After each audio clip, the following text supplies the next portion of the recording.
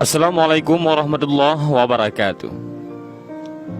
Alkisah, ada seorang konglomerat yang sangat kaya raya menulis surat wasiatnya, yaitu barang siapa yang mau menemaniku selama 40 hari di dalam kubur setelah aku mati, akan aku beri warisan separuh dari harta peninggalanku. Lalu ditanyakanlah hal itu kepada anak-anaknya, apakah mereka sanggup menjaganya di alam kubur nanti? Tapi anak-anaknya menjawab, "Mana mungkin kami sanggup menjaga ayah, karena pada saat itu ayah sudah menjadi mayat."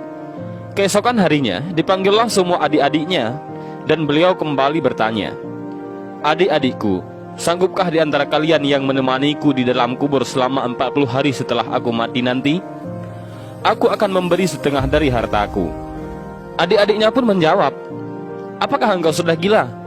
Mana mungkin ada orang yang sanggup bersama mayat selama itu dalam tanah?"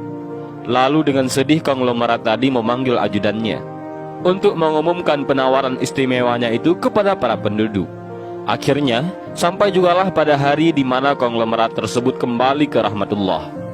Kuburnya dihias megah laksana sebuah peristirahatan termewah dengan semua perlengkapannya.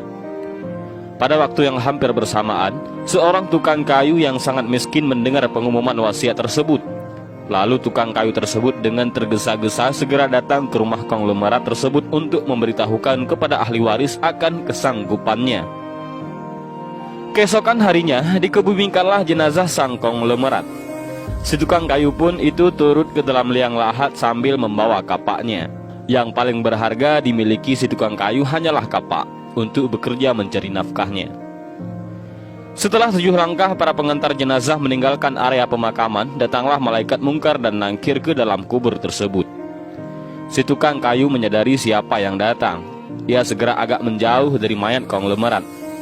Di benaknya, sudah tiba saatnya lah si konglomerat akan diinterogasi oleh malaikat mungkar dan nangkir. Tapi yang terjadi malah sebaliknya. Malaikat mungkar dan nangkir malah menuju ke arahnya dan bertanya kepadanya, "Apa yang kau lakukan di sini?" "Aku menemani mayat ini selama 40 hari untuk mendapatkan setengah dari harta warisannya," jawab si tukang kayu.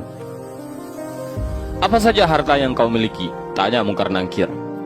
"Hartaku cuma kapak ini saja, untuk mencari rezeki," jawab si tukang kayu. Kemudian mungkar dan nangkir bertanya lagi, "Dari mana kau dapatkan kapakmu ini?" "Aku membelinya," balas si tukang kayu. Lalu pergilah mungkar dan nangkir dari dalam kubur tersebut. Besok di hari kedua, mereka datang lagi dan bertanya, "Apa saja yang kau lakukan dengan kapakmu?" "Aku menebang pohon untuk dijadikan kayu bakar, lalu aku jual ke pasar," jawab tukang kayu. Di hari ketiga ditanya lagi, "Pohon siapa yang kau tebang dengan kapakmu ini?"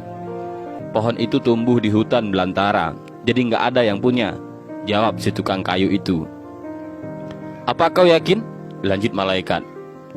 Kemudian para malaikat pun hilang. Datang lagi di hari keempat, mereka bertanya lagi, "Adakah kau potong pohon-pohon tersebut dengan kapak ini sesuai ukurannya dan beratnya yang sama untuk dijual?" "Aku potong dikira-kira saja, mana mungkin ukurannya bisa sama rata," tegas tukang kayu. Begitu terus yang dilakukan malaikat mungkar dan nangkir. Datang dan pergi sampai tak terasa sekarang 39 hari sudah. Dan yang ditanyakan masih berkisar dengan kapak tersebut. Di hari terakhir yang ke-40, datanglah mungkar dan nangkir sekali lagi bertemu dengan tukang kayu tersebut. Berkatalah mungkar dan nangkir, "Hari ini kami akan kembali bertanya soal kapakmu ini." Belum sempat mungkar dan nangkir melanjutkan pertanyaannya, si tukang kayu tersebut segera melarikan diri ke atas dan membuka pintu kubur tersebut.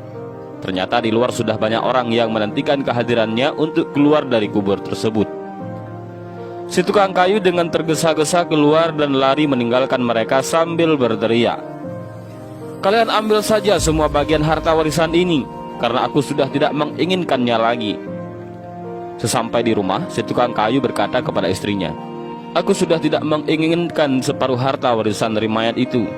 Di dunia ini, harta yang kumiliki padahal cuma satu, kapak ini.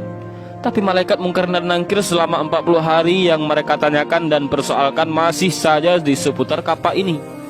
Bagaimana jadinya kalau hartaku begitu banyak? Entah berapa lama dan bagaimana aku menjawab."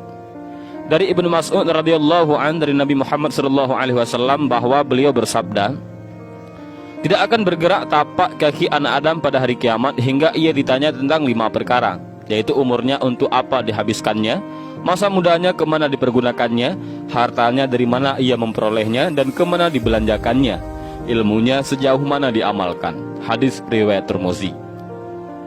Dan inilah sedikit kisah tentang seseorang kaya yang meninggal dunia dan ia ingin ada orang yang menemaninya selama 40 hari di dalam kubur dengan imbalan separuh hartanya.